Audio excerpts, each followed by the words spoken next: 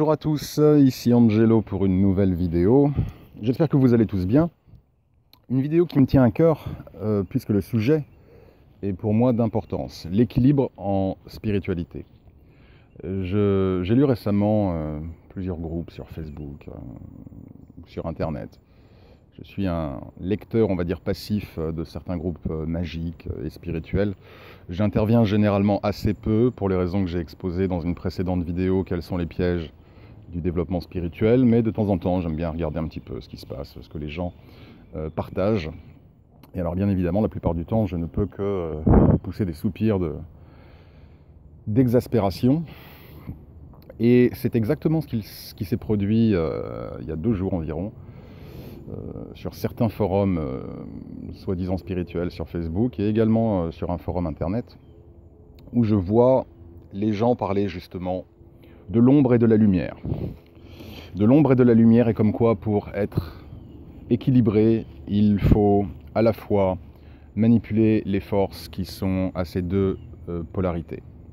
Que la vie c'est le yin et le yang, que la lumière vient de l'ombre, qu'il n'y a pas d'ombre sans lumière, qu'il n'y a pas de lumière sans ombre, et que dès lors, pour être tout est question d'équilibre, et que pour être équilibré en spiritualité, il faut pouvoir savoir à la fois manipuler les énergies lumineuses et les énergies de l'ombre, et assumer les énergies de l'ombre, les accepter, les intégrer et les utiliser.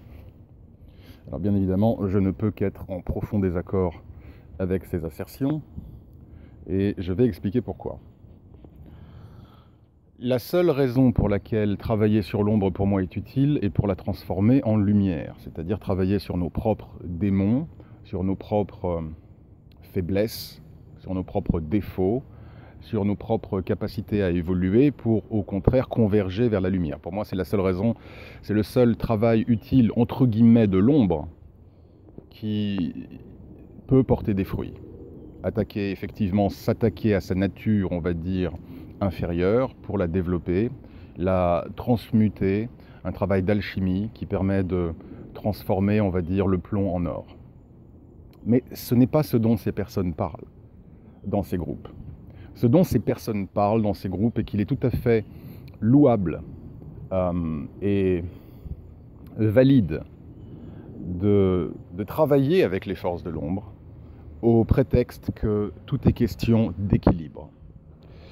Alors, comme je vous le disais, bien évidemment, je ne peux qu'être en désaccord avec cela. Il n'y a absolument aucune obligation de travailler avec l'ombre pour être équilibré. Certes, la lumière vient de l'ombre, la lumière vient de l'obscurité, mais dès lors, elle crée une évolution, une progression. L'obscurité serait pour moi 0, la lumière 1. Il n'y a aucune raison de revenir à l'obscurité à partir du moment où la lumière apparaît. Au contraire, on continue à augmenter ses vibrations, on continue à augmenter sa quête vers la lumière. Dès que la lumière est apparue, il n'y a plus aucune raison de retourner dans l'ombre. Premier point. Le second point, c'est que toutes ces personnes qui indiquent qu'il faut embrasser l'obscurité, qu'il faut embrasser ces forces-là, qu'il ne faut pas avoir peur de les utiliser, qu'il est tout à fait louable et justifiable d'utiliser les forces de l'ombre au prétexte que cela crée l'équilibre parfait entre ombre et lumière. Cet argument n'est en principe utilisé, n'est de fait utilisé que pour justifier des actions malveillantes.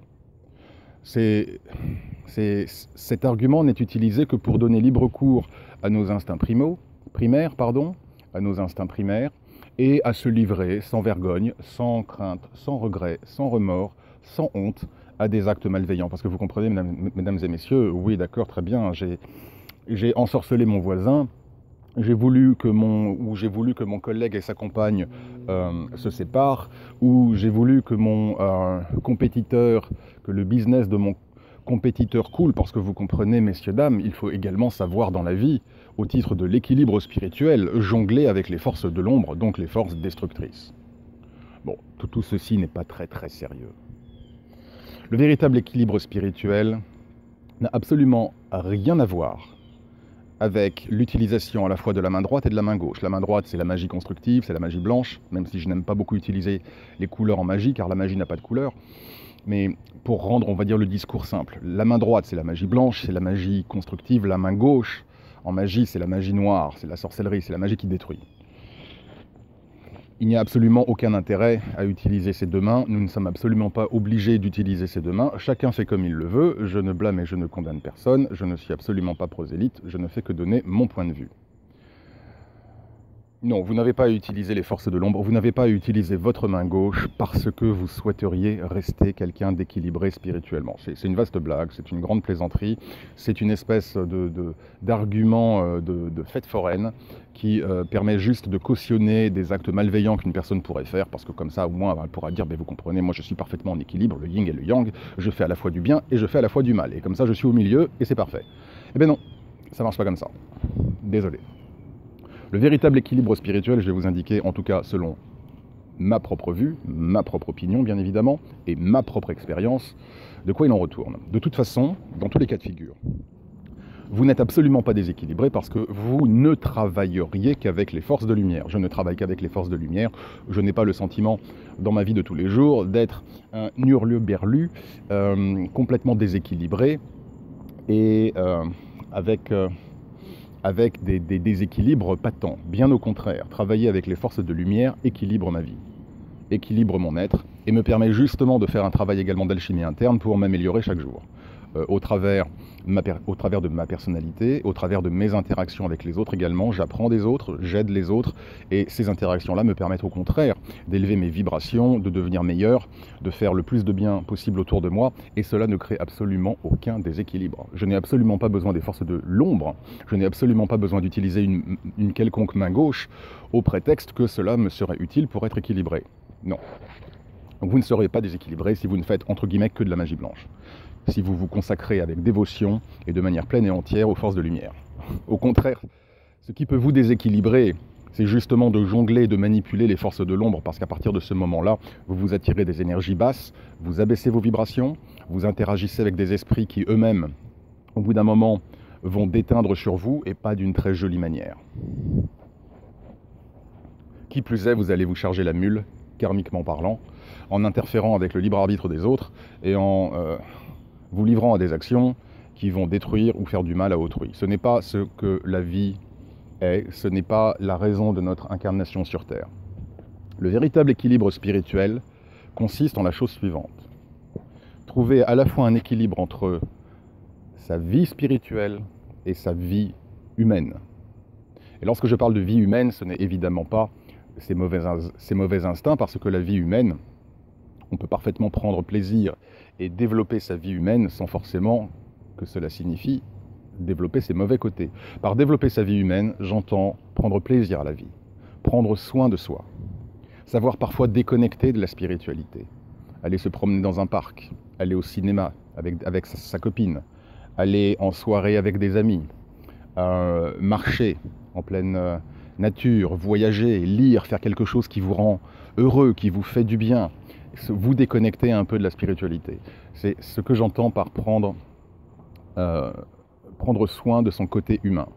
Si une personne ne prend soin que de son côté humain, mais ignore complètement la spiritualité, dans ce cas, effectivement, elle va freiner son développement et elle va manquer des opportunités de croissance, d'évolution et de développement. À l'inverse, si une personne a trop la tête dans les étoiles, trop la tête dans la lune et néglige le côté humain, néglige l'aspect terrestre, alors elle passe complètement à côté de sa mission karmique, du but pour lequel elle est venue sur Terre, et dès lors, elle freine également son évolution. Donc la clé du véritable équilibre, et de pouvoir à la fois se dévouer à sa spiritualité, sans pour autant négliger la nature humaine qui est la nôtre, sans pour autant négliger les contraintes, bien évidemment, de la vie physique, mais également les jouissances de la vie physique. Prendre plaisir à la vie, prendre soin de soi, se faire plaisir, être bon avec soi-même.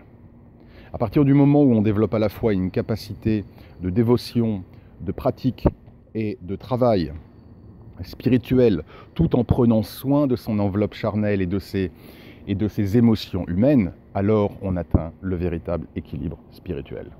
Mais le véritable équilibre spirituel ne requiert absolument pas l'acceptation, la manipulation et l'utilisation des énergies négatives. Si vous lisez ça de la part de certaines personnes sur des forums, dans des groupes, Et une fois de plus, je ne parle que de mon expérience. Sachez juste que vous avez affaire à des gens qui sont complètement ignorants et qui utilisent ces arguments pour justifier des travaux de magie destructive qu'ils font. Voilà, je voulais juste pointer du doigt un petit peu cette imposture et cette vaste hypocrisie. Je vais en rester là, une vidéo qui ne dure pas très longtemps, mais j'espère néanmoins qu'elle aura été utile pour vous. Je vous souhaite à tous bien évidemment une très bonne journée, une très bonne soirée.